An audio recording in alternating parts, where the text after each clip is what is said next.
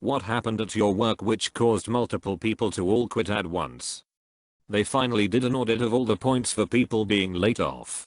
Half the team got put on final notice. Ours wasn't doing their job, so people had excessive points. There are 3 stages when get points. Verbal, written, and final warnings were not given. It takes a year for a point to roll off, and it has to be 1 year from the day when the point occurred.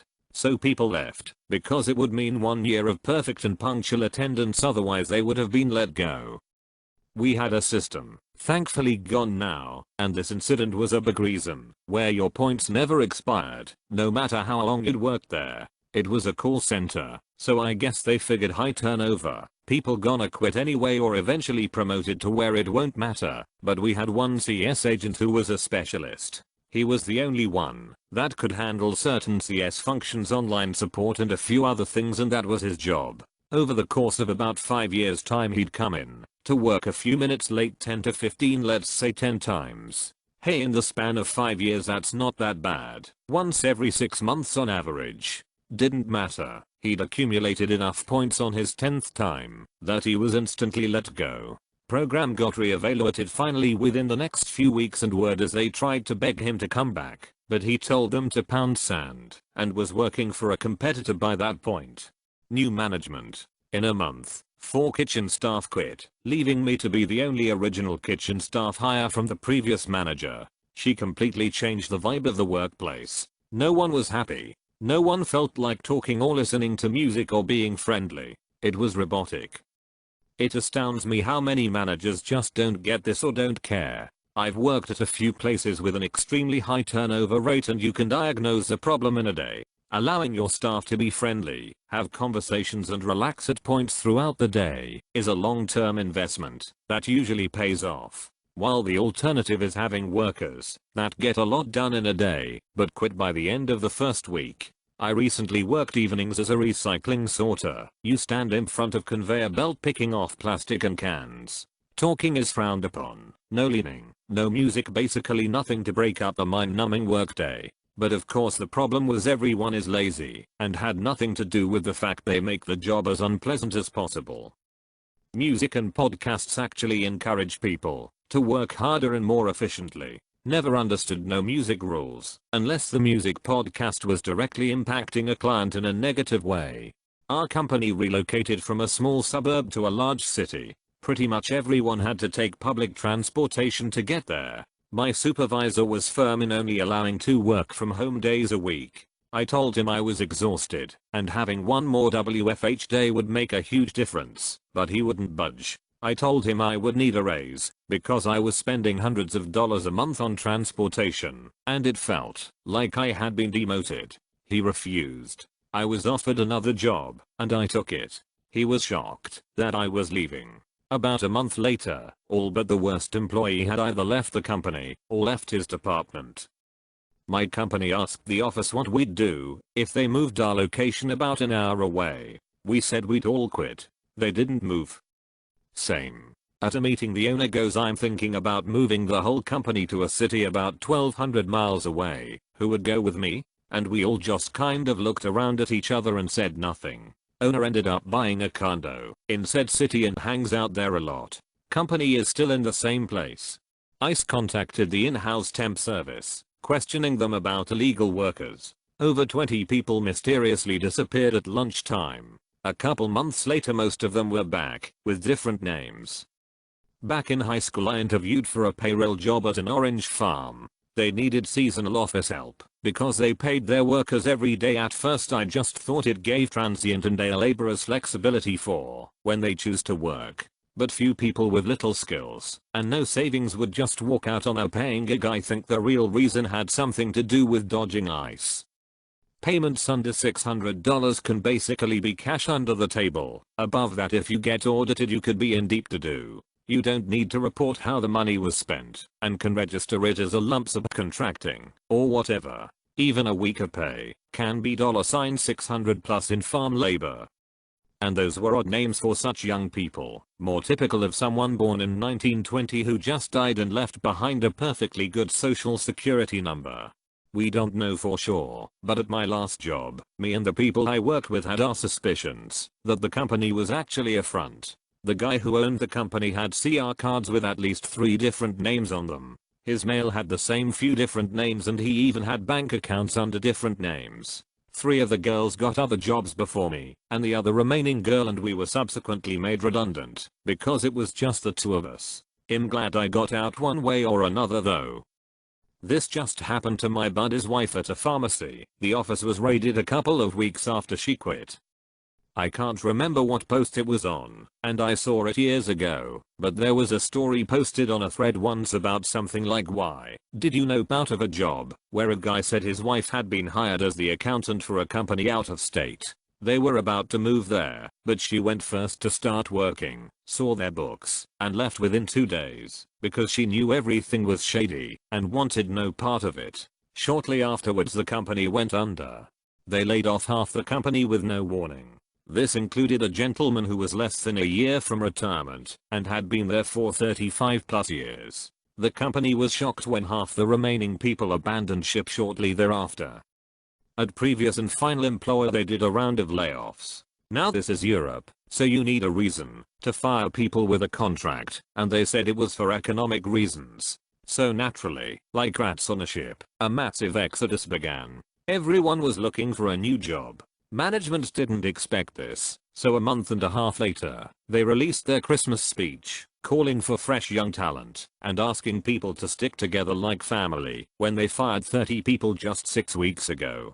Come January, the second wave of the exodus was well underway. This one happened mid-January. It got really awkward when they tried calling back the people that they'd laid off to replace the people who had left. I'd have come back for back pay and a hefty raise. About 15 years ago, a company I worked for announced as a way of keeping from having to lay off anyone else in the already bare bones crew, they announced 10% pay cuts were coming in a month. It took me a week to find a new job at the same pay. I took it. Lots of people quit within that 1 month time frame. About a year later, the place came back to me with an offer well above what I was making previously. When I started back at work, that's when I found out everyone who stayed was still getting paid less than they were before the pay cut. Felt like I hacked a system by refusing to take a pay cut. Changing workplace is the fastest way to get a pay raise, assuming that you're actually somewhat competent with what you do. I work in the tech industry and a lot of people I have worked with regularly change workplace every 2 years. It's good for your salary, and it's good for keeping your skill set updated. I'm a lot more laid back on the job hopping than those people, but I keep in touch and they move up the salary ladder fast. I was working for a very large IT company. Before the tech bubble burst, we had a meeting with our new director and the VP. They were tired of people complaining about things that should be changed at the job and how they managed people. So they sat around 200 of us down in our auditorium, and the director said she didn't want to hear any more complaints on how she was running things, and if we didn't like them there was the door and that there was no way we'd leave such a great job. Well, there was a mass exodus, and probably close to 50 people left within 2 months. She and the VP were reorged and given 0 reports. They were gone after a round of layoffs happened shortly after.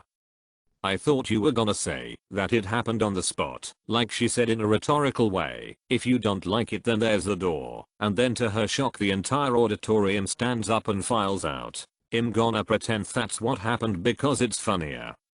I read 50 people left within 2 minutes lol.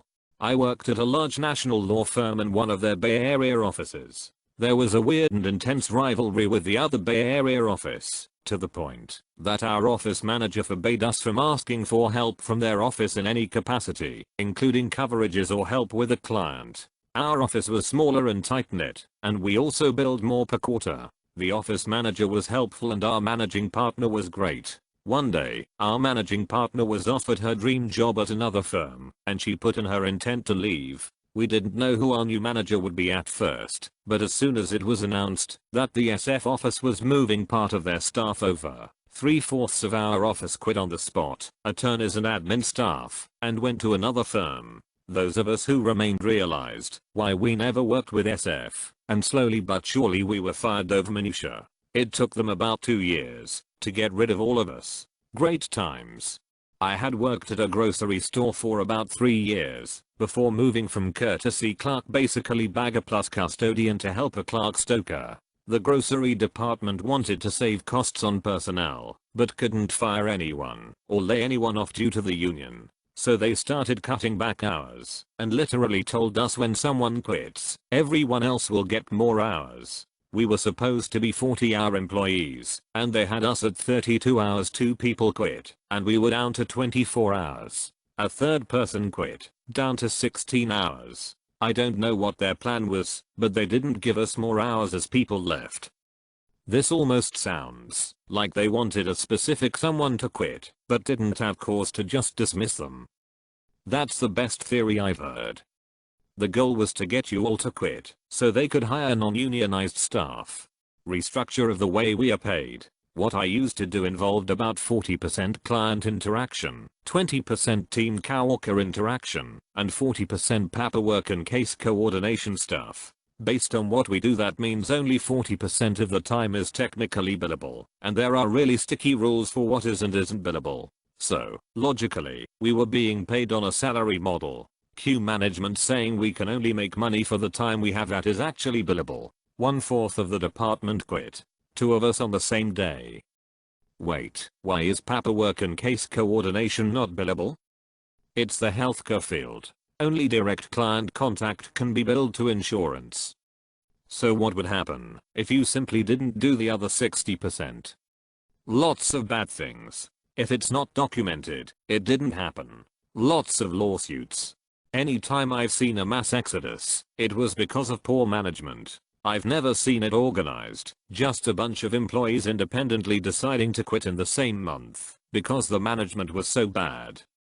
Happened to me. It wasn't so much that the management was bad as they did a bait and switch on the role. They hired for an imminent rewrite of a legacy system a year later, and we were still maintaining said legacy system with the little progress on a rewrite indefinitely postponed to enhance the legacy system. In about a month, 2/3 of the new hires, myself included, all left for non-dead-end jobs.